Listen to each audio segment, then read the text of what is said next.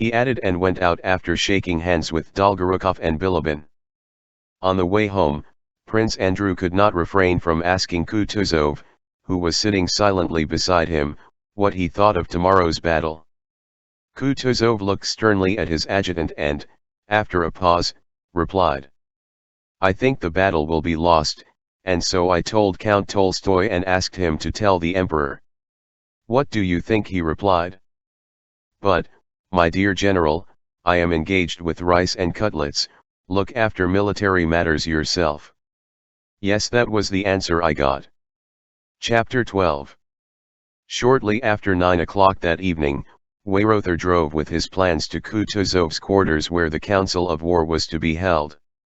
All the commanders of columns were summoned to the commander-in-chiefs, and with the exception of Prince Bagration, who declined to come, were all there at the appointed time.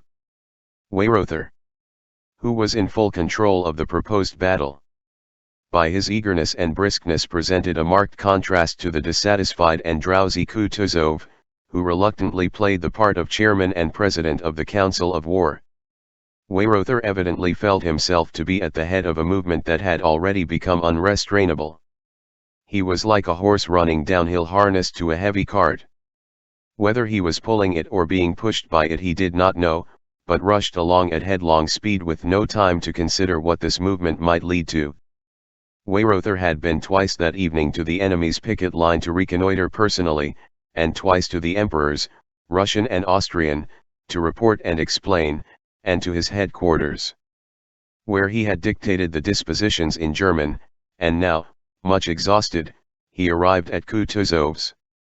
He was evidently so busy that he even forgot to be polite to the commander-in-chief.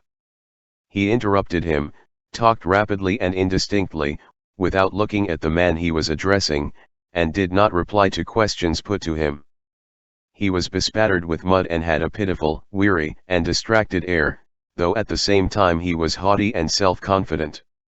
Kutuzov was occupying a nobleman's castle of modest dimensions near Austerlitz. In the large drawing room which had become the commander-in-chief's office were gathered Kutuzov himself, Weyrother, and the members of the council of war. They were drinking tea, and only awaited Prince Bagration to begin the council. At last Bagration's orderly came with the news that the prince could not attend. Prince Andrew came in to inform the commander-in-chief of this and, availing himself of permission previously given him by Kutuzov to be present at the council, he remained in the room.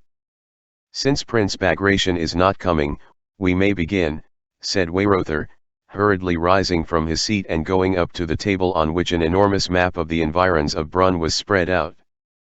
Kutuzov, with his uniform unbuttoned so that his fat neck bulged over his collar as if escaping, was sitting almost asleep in a low chair, with his podgy old hands resting symmetrically on its arms. At the sound of Weyrother's voice, he opened his one eye with an effort. Yes, if you please." "It is already late," said he, and nodding his head he let it droop and again closed his eye. If at first the members of the council thought that Kutuzov was pretending to sleep, the sounds his nose emitted during the reading that followed proved that the commander-in-chief at that moment was absorbed by a far more serious matter than a desire to show his contempt for the dispositions or anything else. He was engaged in satisfying the irresistible human need for sleep. He really was asleep. Weyrother, with the gesture of a man too busy to lose a moment, glanced at Kutuzov and, having convinced himself that he was asleep, took up a paper and in a loud, monotonous voice began to read out the dispositions for the impending battle, under a heading which he also read out. Dispositions for an attack on the enemy position behind Kobelnitz and Sokolnitz, November 30, 1805. The dispositions were very complicated and difficult. They began as follows. As the enemy's left wing rests on wooded hills and his right extends along Kobelnitz and Sokolnitz behind the ponds that are there, while we, on the other hand, with our left wing by far outflank his right, it is advantageous to attack the enemy's latter wing, especially if we occupy the villages of Sokolnitz and Kobelnitz, whereby we can both fall on his flank and pursue him over the plain between Schlapanitz and the Thurasa forest, avoiding the defile of Schlapanitz and Bellowitz which cover the enemy's front. For this object it is necessary that the first column marches, the second column marches, the third column marches, and so on, read Weyrother. The general seemed to listen reluctantly to the difficult dispositions. The tall, fair-haired General Buxhowden stood, leaning his back against the wall, his eyes fixed on a burning candle, and seemed not to listen or even to wish to be thought to listen. Exactly opposite Weyrother, with his glistening wide-open eyes fixed upon him and his mustache twisted upwards, sat the ruddy Miloradovich in a military pose, his elbows turned outwards, his hands on his knees, and his shoulders raised. He remained stubbornly silent, gazing at Weyrother's face, and only turned away his eyes when the Austrian chief of staff finished reading. Then Miloradovich looked round significantly at the other generals. But one could not tell from that significant look whether he agreed or disagreed and was satisfied or not with the arrangements. Next to Weyrother sat Count Langeron who, with a subtle smile that never left his typically southern French face during the whole time of the reading, gazed at his delicate fingers which rapidly twirled by its corners a gold snuff-box on which was a portrait. In the middle of one of the longest sentences, he stopped the rotary motion of the snuff-box, raised his head, and with inimical politeness lurking in the corners of his thin lips interrupted Weyrother, wishing to say something. But the Austrian general, continuing to read, frowned angrily and jerked his elbows, as if to say, "You can tell me your views later, but now be so good as to look at the map and listen." Langeron lifted his eyes with an expression of perplexity, turned round to Miloradovich as if seeking an explanation, but meeting the latter's impressive but meaningless gaze drooped his eyes sadly and again took to twirling his snuff-box. "A geography lesson," he muttered as if to himself, but loud enough to be heard. Pierzabizewski, with respectful but dignified politeness, held his hand to his ear toward Weyrother, with the air of a man absorbed in attention. Dokhtcherov, a little man, sat opposite Weyrother, with an assiduous and modest mien, and stooping over the outspread map conscientiously studied the dispositions and the unfamiliar locality. He asked Weyrother several times to repeat words he had not clearly heard and the difficult names of villages. Weyrother complied and Dokhtcherov noted them down. When the reading, which lasted more than an hour, was over, Langeron again brought his snuff-box to rest and, without looking at Weyrother or at anyone in particular, began to say how difficult it was to carry out such a plan in which the enemy's position was assumed to be known, whereas it was perhaps not known, since the enemy was in movement. Langeron's objections were valid, but it was obvious that their chief aim was to show General Weyrother, who had read his dispositions with as much self-confidence as if he were addressing school children, that he had to do, not with fools, but with men who could teach him something in military matters. When the monotonous sound of Weyrother's voice ceased, Kutuzov opened his eye as a miller wakes up when the soporific drone of the mill wheel is interrupted. He listened to what Langeron said, as if remarking, "So you are still at that silly business," quickly closed his eye again, and let his head sink still lower. Langeron, trying as virulently as possible to sting Weyrother's vanity as author of the military plan, argued that Bonaparte might easily attack instead of being attacked, and so render the whole of this plan perfectly worthless.